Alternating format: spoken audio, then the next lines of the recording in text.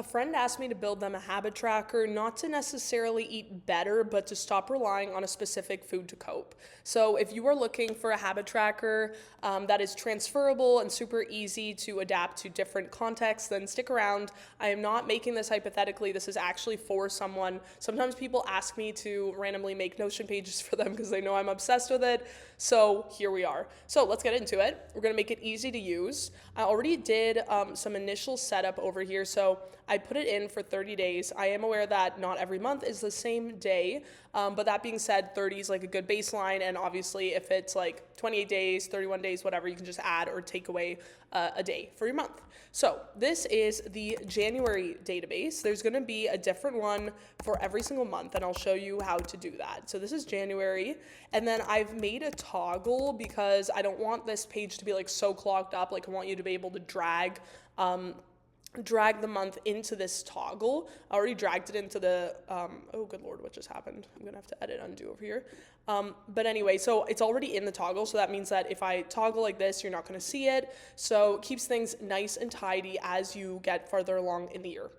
So first things first, you're making your days, then you're using the checkbox format in Notion to check off whether you actually fulfilled the serving. So for this example, we're not trying to like cut out a food, it's more to eat it in moderation. So say, I'm gonna give the example, say that this person's problem is not with ice cream, but we've all been there with ice cream. So let's say it's ice cream. So the rule here is I can eat 3/4 cup of ice cream per day. So that is the limit for this person, okay? That's what we're gonna say. So every single day you can eat that much. And so say day one, you ate 3/4 cup, or you ate like slightly less than that, then you can check that off. So ate slightly less than 3/4. Okay, say the next day you messed up. You're not checking this off, but you're still using this kind of little journal section. I actually think I'm gonna like rename it to journal. Right here, I don't know why it changed into a link. Change type, we want this to be text.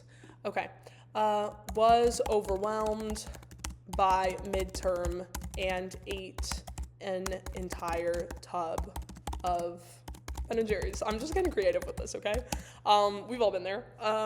So yeah, and I think the great thing about this journal aspect is that you are able to have better insight on yourself. Over time, you might see patterns of like the triggers and stuff like that that are maybe leading to you sort of get losing control essentially. So I think that this is super helpful if you actually commit to also filling out the journal portion, even if it is just like one small sentence every single day. Cool. So I'm going to make this a little bit smaller so it fits onto the screen a bit better. Of course, you could totally jazz this up with like more emojis and stuff like that. But in fact, maybe I'll add like one just for the sake of the aesthetic over here.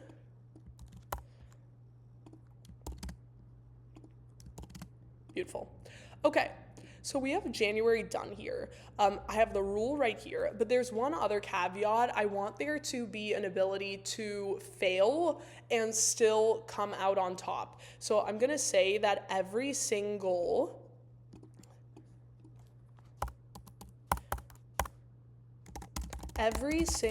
month you can eat more than your typical serving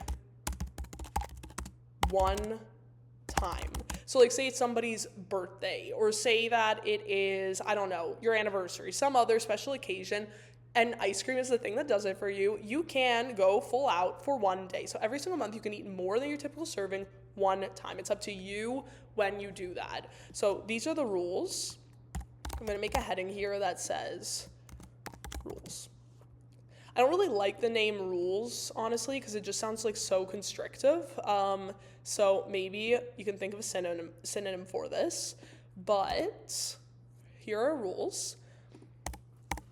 Then I'm going to make another heading 3 over here for habit tracking.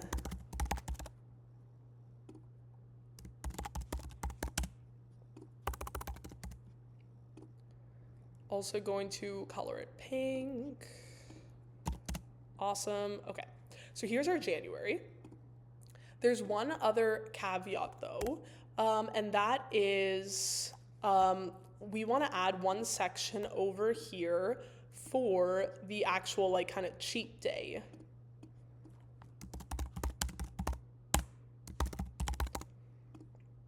So I'm going to make, maybe I'll do call outs again. I feel like they are pretty like nice. Great, let's go here. I'm gonna make this January, but I'm gonna make one for every single month. So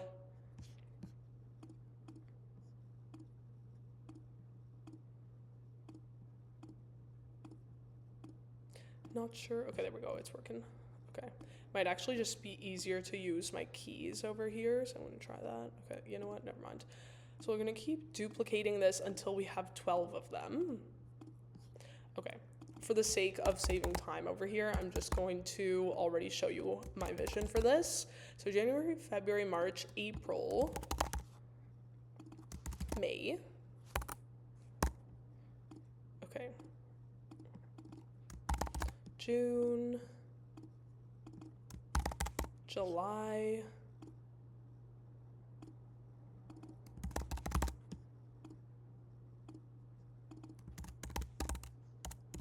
September.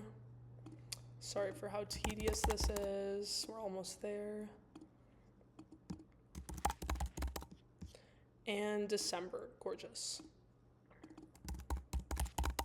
Okay. Great. So this is our cheat day tracker. So January, say it is your birthday on the 15th. So January 15th for my birthday. Love it. Maybe February, did not use one. So you just like fill it out essentially, but keeps you honest, keeps you accountable. So these are your like approved cheat days where you can actually plan to go full out if that's what you wish. So cheat day tracker right here. I'm maybe gonna make a toggle for it because it doesn't always need to be open. Toggle for monthly cheat day. So I'm gonna put all of these guys in here by dragging it into the toggle. Gorgeous.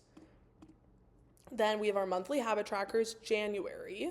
But caveat here is, of course, we need the ones for the other month. So gotta have my ice cream, February. Okay. And I'm gonna duplicate these for every single month.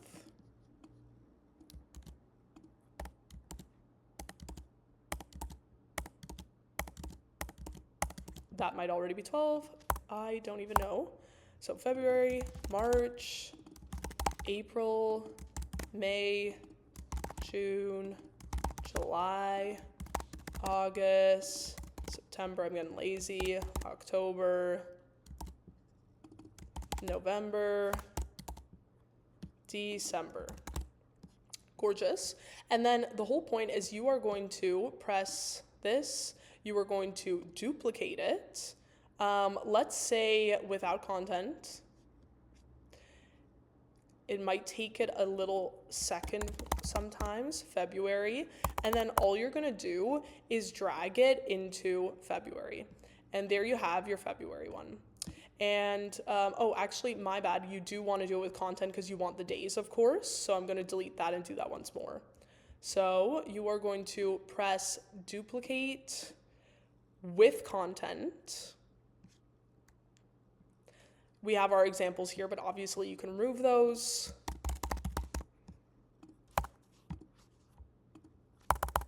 And then what you're gonna do is drag that into February. So as you can see, it's a lot longer right now. Drag into February, and there we have our February. So imagine January is over, hopefully you did well, and then it's time for February. Nice thing about the setup too is I think it also breaks things up. So like say you did absolutely trash in January, you kind of do have a bit of a clean slate in February, and you can try to crush February, Like I said, the journal is great for seeing patterns over time and leading to actual sustainable behavior change. Another thing that I think is really great is if you actually try to prompt yourself to journal on what can I do to combat this next time. So, don't only use it as a confessional. But anyway, hopefully this format helps. I've used this for habit tracking for myself. I think this format can be really helpful. It's nice and clean. It's nice and simple. It's not too complicated. And yeah, have a happy habit tracking.